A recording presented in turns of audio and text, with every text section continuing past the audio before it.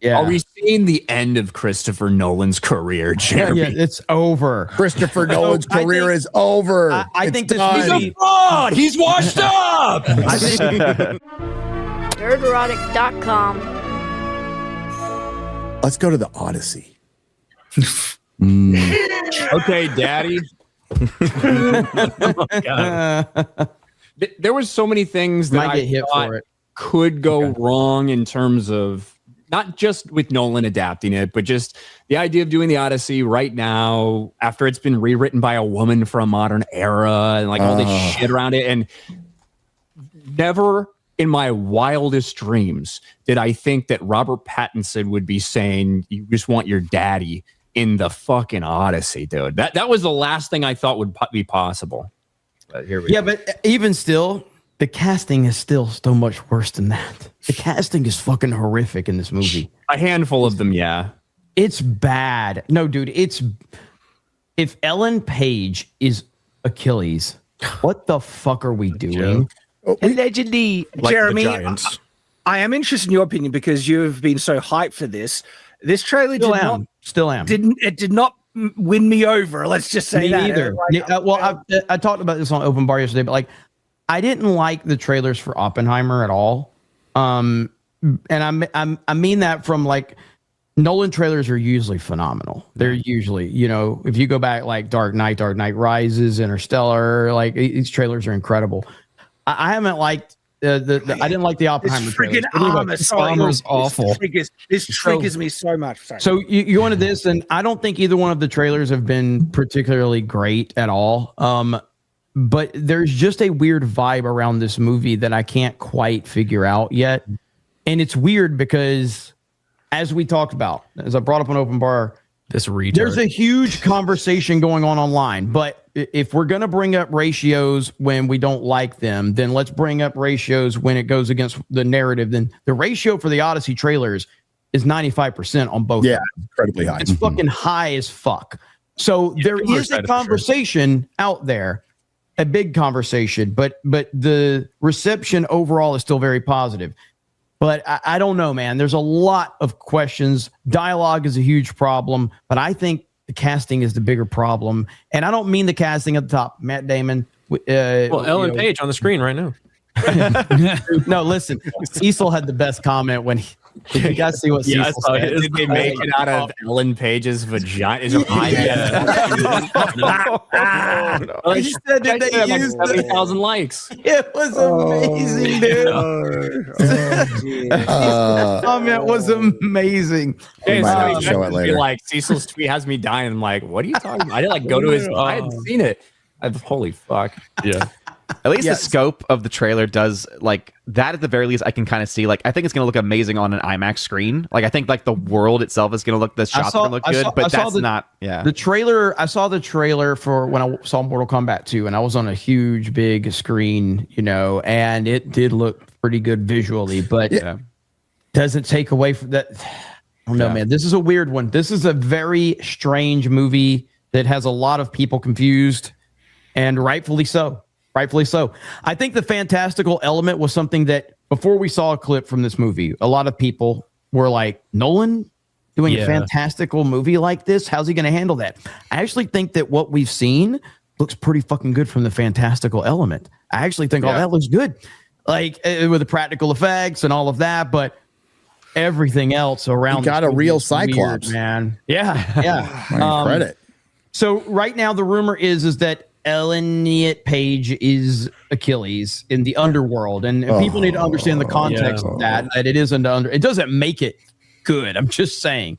It also doesn't, like, we don't have confirmation of that, right? That's just people speculating based on what we've seen in the trailer. Right. That is the only speculation is based on the fact that we saw Ellen Where does she show up?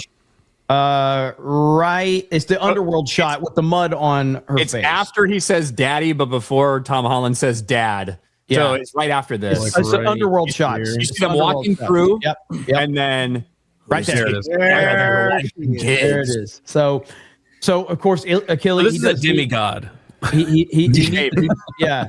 Odysseus leads Achilles into underworld, and Achilles basically, repeats how he regrets his actions blah blah blah blah blah. It's kind of underworld, right? He sails like all the way to the edge to like the doors of Hades and shit like that, and he does a ritual to get like to talk to spirits and everything like this. And that's where he's confronted with, I believe, Agamemnon and Achilles, at least that I can remember. I don't know if maybe there's another character. Maybe this is fucking Austin or somebody. I don't know. If this is Achilles, dude, there will be no, there will be so much backlash. If they make a 5'2" bitch, mentally ill bitch into Achilles. Yeah.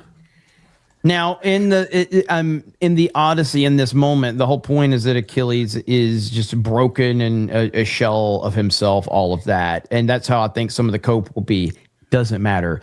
It's Ellen fucking Page. Yeah. What are you doing? You could literally have old man Brad Pitt in this moment. Yeah. And that would be fucking awesome. It'd be way better. It would. How awesome would that fucking be? Good. That would be incredible.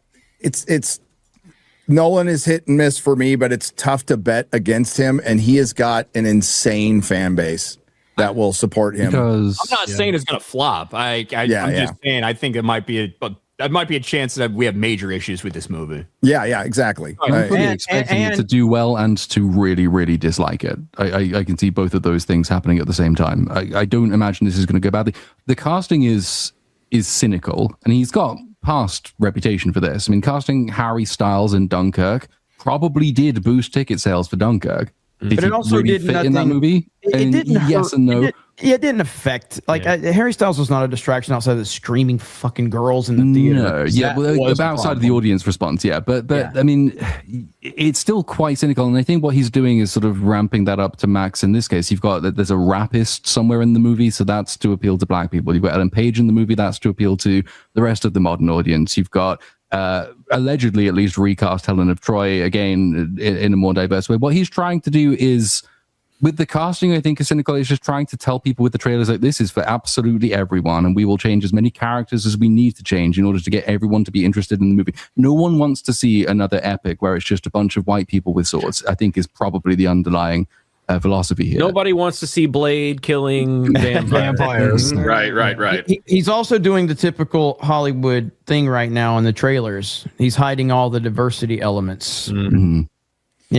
It's a bait and switch. Yeah, it's concerning. I still think it's going to do really well, and I would have loved to have seen a good Odyssey movie. That would have been.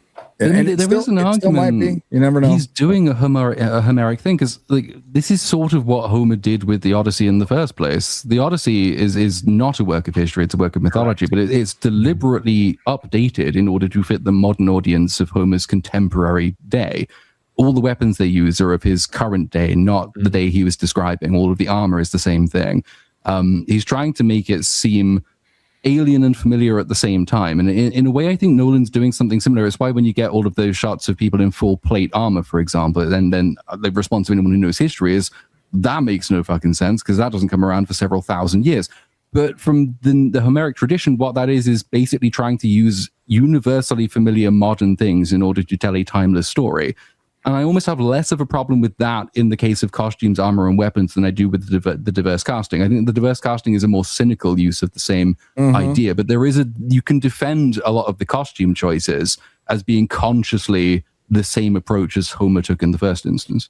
I don't think, because it's like how many things can you remove from the actual original source material before it's no longer the original source material?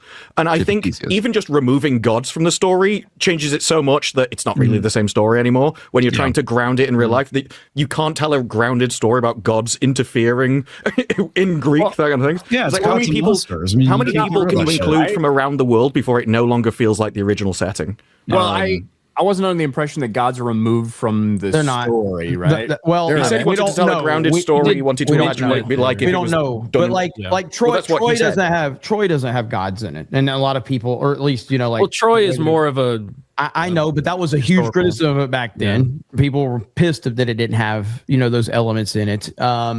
So I don't know that we know that they won't be in it. But I mean, hell, you've got Black Girl Magic. Supposed to be fucking Athena or something. Yeah, Black Girl Magic's in it. Yes. So Athena's a confirmed, I think. I think she's Zendaya is playing Athena. That's been confirmed. There's scenes like you've got Poseidon that's going to be referenced in it. Like, I think they're going to be in it. It's going to be how they're going to be portrayed within. It's more the mystical thing. He said that he didn't want it to be like where the gods are actually real. It's how would people explain the world around them that don't understand because they don't understand the science of it. So a whirlpool appears and they will call it a god, but it's not actually a god doing it. Whereas in the original thing, it was genuinely gods calling all of this thing. He said that when he first announced the movie. There's a fucking monster inside that whirlpool. Yeah. But it's more done from like, it's meant to be like the little person that doesn't understand the greater parts of the world explaining it as gods, but the gods aren't genuinely real. Yeah, but you try to be very philosophical with it, like the sensist ideation of saying, oh, yes, anything that I can sense is real, and then I can somehow use that to explain everything. Yes. Listen, I was promised a proper adaptation 3,000 years ago. Well, in that moment with the monsters, like go towards the end of the trailer, and there's a scene with the sails a little bit more. Yeah, there's a hand coming through the sails. That comes through it. You'll see it. It's a very quick shot. You keep going, right there. There. So that's one of the shots right there. And that hand pulls that person back through. Yes, there are obviously like monsters and shit. I mean, that is a choice you have to make when you're selling. Are you going to take on the whirlpool? Are you going to go that way through that monster? Or are you going to go to the cliffs? I forget the creatures' names at this point. But Char. And Odysseus makes the decision. Charizard, yeah. Odysseus makes the decision. Oh, this thing's got 5 hands or whatever it is. Well, we'll just leave 5 crew members out there, and we'll pass on through. You know. Yes. I think one of the big concerns, and you brought it up, Ryan, the Emily Wilson translation that I think Nolan referred to it once. He referred to it in an interview, and that's the only one that he's on record referring to. So the narrative has been that that's the one he's adapting. I don't know if that's exactly what the case is, but he did reference it. That's all that I know. And there's more context. I haven't been caught up on that, but he did reference. Well, that's a big red flag, because if you don't know, it's a feminist, or it's a translation with a feminist lens. It's a modern retelling, which is meant to highlight the misogyny and the racism and the oppression of minorities. And as long as they're highlighting it, might be good.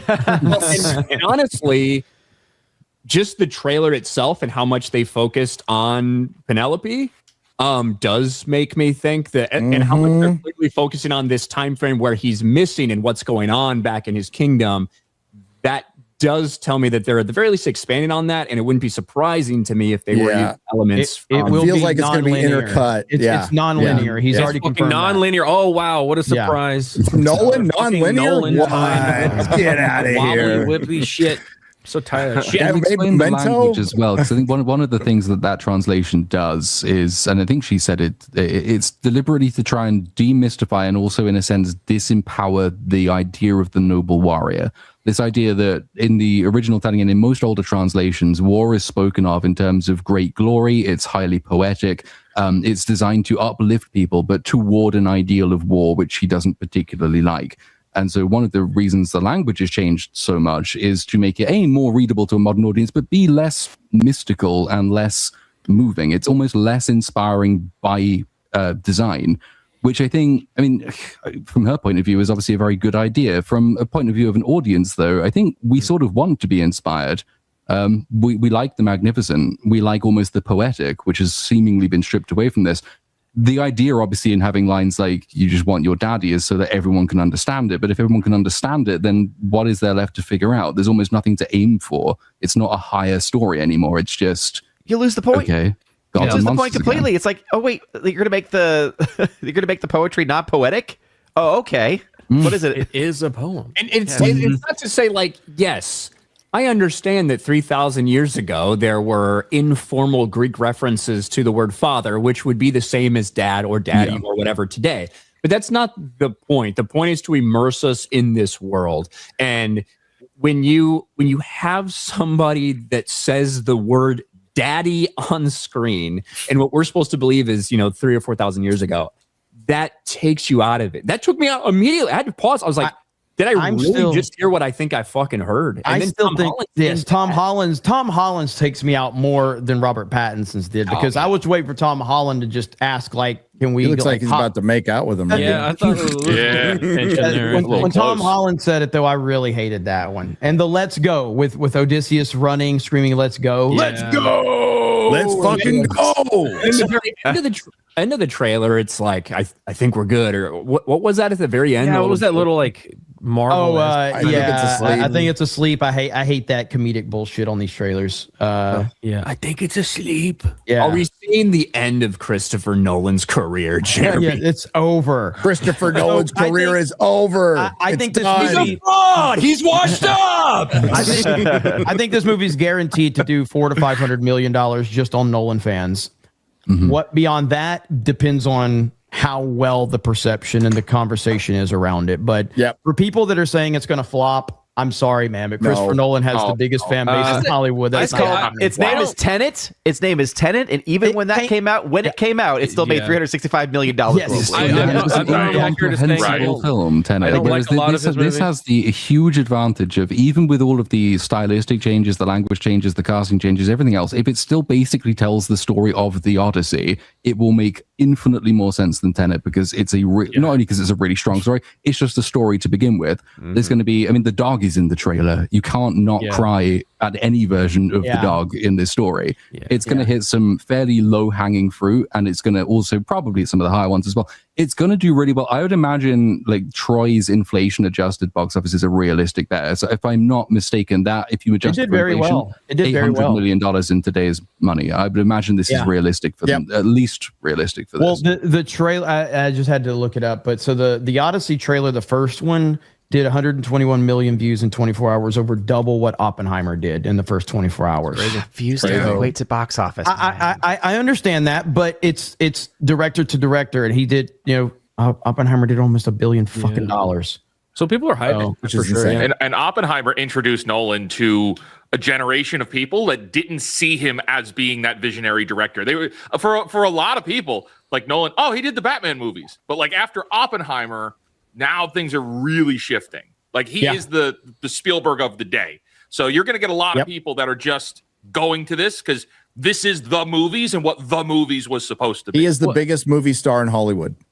Yeah. And I think it's a good thing. Like I've said before that I haven't liked a Nolan movie in a while. You like Oppenheimer? It was all right. It was all right. I didn't love it. Like I used to love his movies like a lot, and I just haven't. Well, outside of Oppenheimer, he hasn't made anything great since Interstellar, but Oppenheimer was pretty fantastic. But I think overall, it's good that he is making film, because he is like one of the only guys still doing it like at a cinematic level, like actual cinema level, and I'm glad that he's still popular and still doing stuff. So I hope it's good. I hope it's good. Who knows? I hope it's great.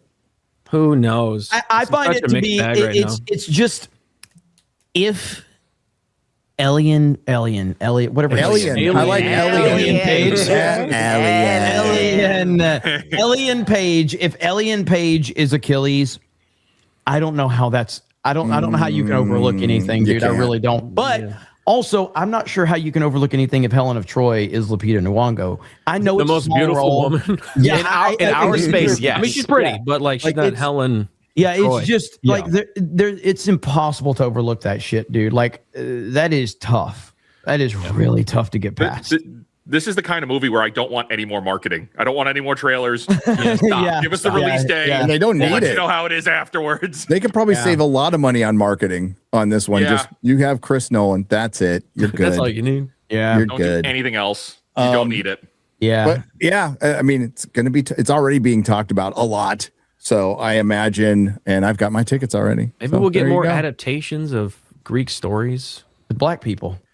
Yeah. Hey, there's a play. There's a play called Frogs. Was it Euripides Frogs? That was implied. Maybe they'll be gay. You're not wrong. It's funny because it's true, Jeremy. It would be funny if the first Nolan movie to flop is the one that he pushed diversity in. It's like the one thing that can take down the most powerful director in Hollywood is diversity. Boom. Forcing diversity into Greek poetry. Win for the Chuds again. Yep. It's tough because there's so many bad castings, like a handful of bad castings. There's also some ones that I think are could be really good, you know? We brought it up on Open Bar yesterday, but like you look at the actors in Hollywood that are, you know, in the between 40 and 50 years old, and like Matt Damon, when you look at that list, he's not my first choice, but you look at that list and he's got to be in your top 3 or 4 I don't think he's a bad choice. He looks the part. It fits his coming home saga, you know? So it works. Yeah. And then I'm not Tom Holland. I don't hate Tom Holland like the internet does. And Anne Hathaway's always going to be awesome. And, you know, John Bernthal, which again, if we're worried about the dialogue now, let me tell you something. Bernthal starts talking. Well, look, I think that when the first thing came out and people thought that Tom Holland was playing Odysseus, that would have been a nightmare. In the same way of him playing Nathan Drake was kind of a nightmare. Him playing Telemachus, I think, makes perfect sense. I'm totally good with that. Yeah. It's not the top of the casting that's the problem. It's some of the second and third rate. And you don't know how much trans people and black people are second or third rate, Jeremy.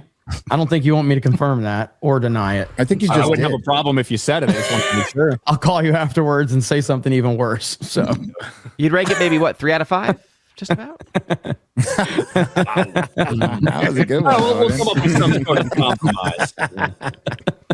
Compromise, exactly. Oh my Lord! It will be a hell of a discussion around this movie. I can't wait. It's going to be a fucking shit show. History online. bros versus Nolan bros. It'll be a battle to the death.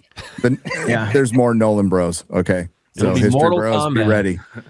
We were looking. Jeremy, how many times do you think you're going to see this in theaters? I don't know. I only saw Oppenheimer one time. So okay. Well, he'll probably see it 12 times to break his own record that he has power over. I think I only saw maybe I saw it twice, but Oppenheimer, I didn't really appreciate Oppenheimer until I watched it at home, though, and it's just like it was. I liked it. Watch it a second time. I did like it the first time, but I was like, it's fine. A 3-hour fucking biopic. I don't want to rewatch this shit over and over again. I was just really upset that we didn't see more Japanese people getting nuked, right? That was That's what I wanted to see.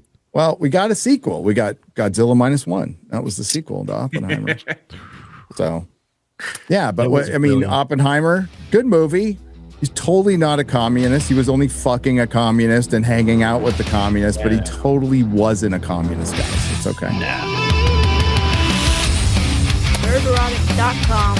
Please subscribe.